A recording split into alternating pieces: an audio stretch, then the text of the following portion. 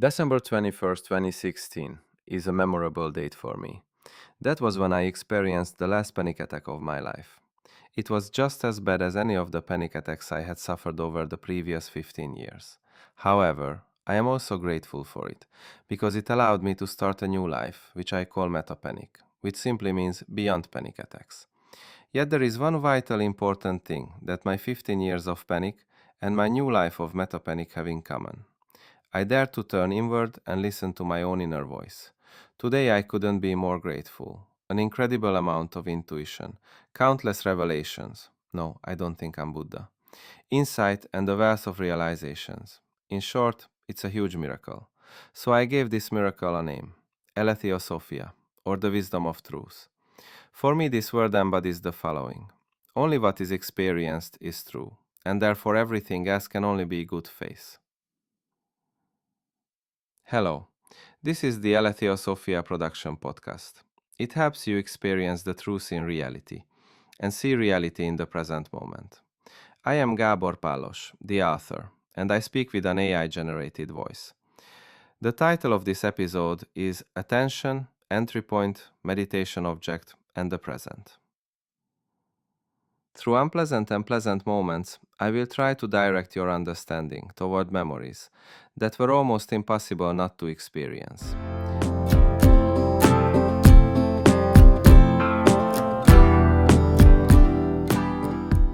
Good afternoon.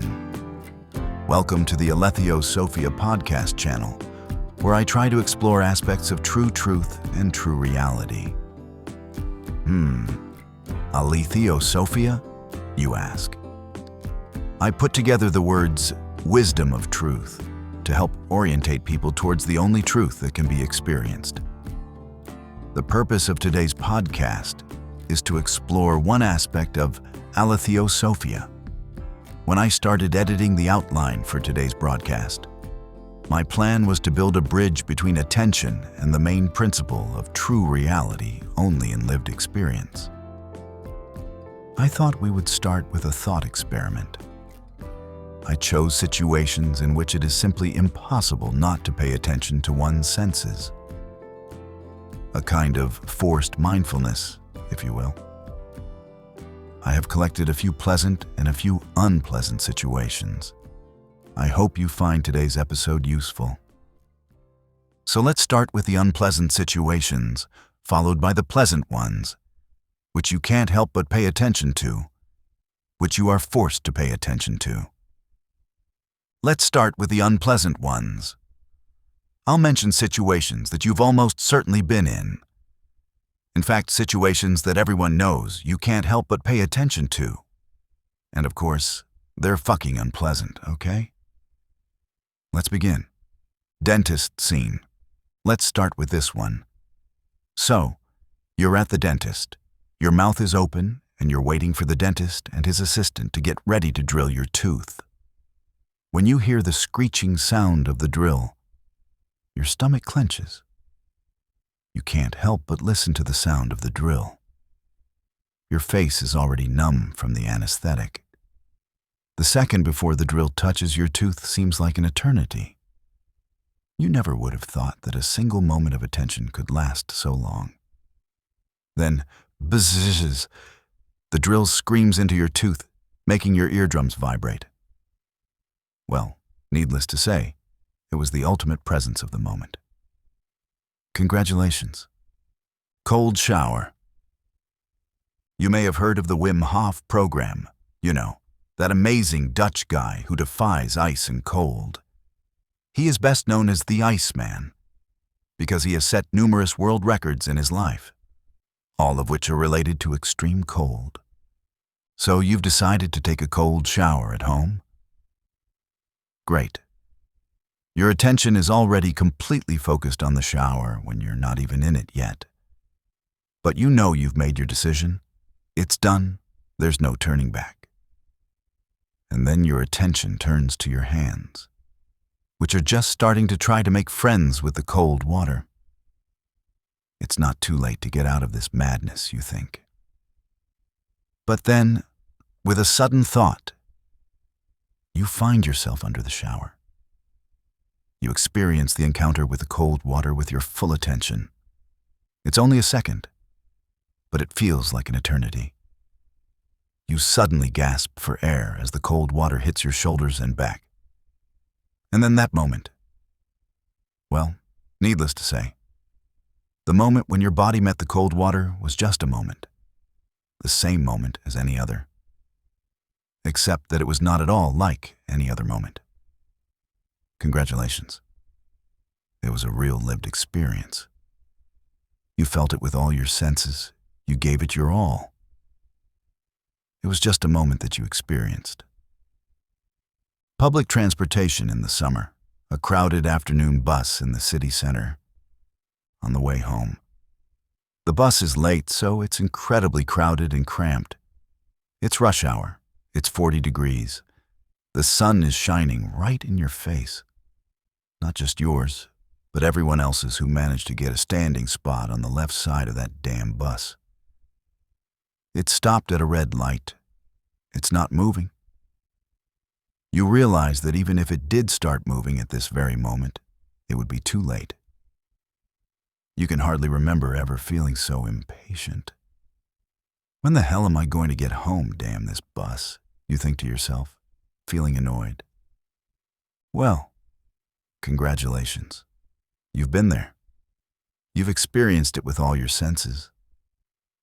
It was just a moment, but it was a moment that is very easy to experience in the summer, during rush hour on a crowded bus, but very difficult to accept. People start yelling at you, totally out of the blue, unacceptably and disgustingly, for no apparent reason. A moment like this hits you like a bolt from the blue. The sudden loud noise, the unexpected shouting, the aggression directed at you make the moment totally terrifying. Something you have to go through. Congratulations. You've been through that too. It was just a moment that you were forced to take in and experience with all your senses. Okay, I won't subject you to any more unpleasant experiences, because even listening to them can be difficult. Now let's have some pleasant experiences. Beach, white sand, sunshine, palm trees. Imagine you are spending your vacation on a white sandy beach. The temperature is perfect. The view of the water is perfect. The shadow of the palm trees above you is perfect, bending horizontally over the beach. Meanwhile, you take a deep breath to soak up the moment. You want to experience it, and you almost fight against time. You don't want this moment to end. Congratulations. You experienced the moment. It certainly wasn't difficult, especially when compared to some of your previous unpleasant experiences. The taste of a perfect peach. You don't even mind that the juice is running down your neck. You think to yourself, my God, it's been so long since I've eaten such a delicious peach. The taste of the juicy fruit is a perfect experience. You don't want to swallow it so that the experience will last forever. Then you take the next bite. You don't want to eat the fruit, but it's irresistible. The peach has captured your full attention with its perfection. Congratulations. You've experienced it. It was a perfect experience. Snuggling under a soft blanket after a tiring day. What a perfect feeling. Feeling the softness and warmth of the blanket on your body after a hard day. If you weren't afraid of missing the moment, you might have already fallen asleep. You experienced the moment, and now you are probably sleeping the sleep of the righteous.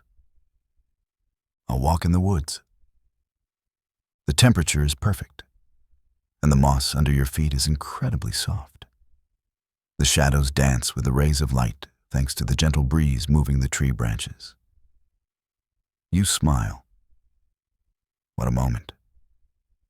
Perfect, you think, as you experience this perfect moment. Congratulations. You have experienced this with all your senses. observing thoughts now, even if the thought is about the past or the present. Let's continue with self-observation. The purpose of this exercise is to help you focus your attention on your thoughts. More precisely, on the thought that is happening right now. Okay? I'll give you an example if you don't mind. I'm thinking a really boring thought to observe myself. In other words, I'm witnessing myself thinking, for example, that 2 plus 3 equals 5. That's it. I've thought it. Maybe you've thought it with me. The purpose of this is to observe my thinking as a witness, and also that the thought of my thinking is separable. 1. I'm thinking about something right now. 2. I'm thinking about a math problem right now. 2 plus 3 equals 5. See? My thought and my idea are separable. This is an important observation. In fact, a thought can always be separated from its story, from the content of the idea. This is always the case. Here's another example. Let's both recall what we had for lunch yesterday. Got it? Let's analyze it together. Not what we had for lunch, but the concept and the story behind the concept. We both just thought of an event that took place in the past. In this case, the concept is in the present, but the subject, message, and story of the thought are in the past, which is about yesterday's lunch. We can do the same with the future. The essence is the same. The thought is in the present, happening here and now. But the content of the thought relates to the future. Maybe it's a desire, maybe a wish, whatever it may be. In this case, the idea is in the present, but the content of the thought relates to the future. Why is this important? Well, because it is good to know that whatever we think, whether it relates to the past or the future, can only be thought in the present. What's more, you can always be a witness to your thoughts. Let's see where we are now. We have observed the thought and separated the content of the thought from the thought itself. Just as a side note, if you know anyone whose life is tormented by obsessive thoughts, you can teach them this. It will help them release the tension. The lived experience that comes from acceptance. Now, let's do a freely chosen observation to experience the present moment. Let your attention settle. Direct your attention freely in any direction you choose. Focus your attention on exactly what you are paying attention to right now. Don't look for something better. What you are paying attention to right now may be the most pleasant thing. Refrain from any mental games, if possible. Don't even comment in your mind on what you are experiencing. It's a kind of mindfulness exercise. If you've done it before, if not, then take in the experience of complete unity with your attention. You're doing very well. Congratulations. You are experiencing the present moment. It is just you and the now. You are one. It is wonderful. Presence that can be experienced in the present moment is equal to reality and truth. And all of this is equal to Aletheosophia. How did I create the new philosophical movement of Aletheosophia? Well, first of all, I haven't created it yet. I've only just begun. But there are also antecedents to the process. I spent 15 years with agoraphobia-like panic disorder, which was hellish. I got out of it on my own, without medication. My last panic attack was on December 21st, 2016, on a plane from London to Budapest. That panic attack was just as bad as all the others. But it was memorable for one reason, because it was the last one. After the panic, I tried to learn from the hellish period of panic without panic. I began to trust my own spirit and logic. Along the way, I received countless gifts, all of them spiritual manna, which were wonderful rewards on my spiritual journey. I am grateful for them. Recently, I received another wonderful gift, the wisdom of truth.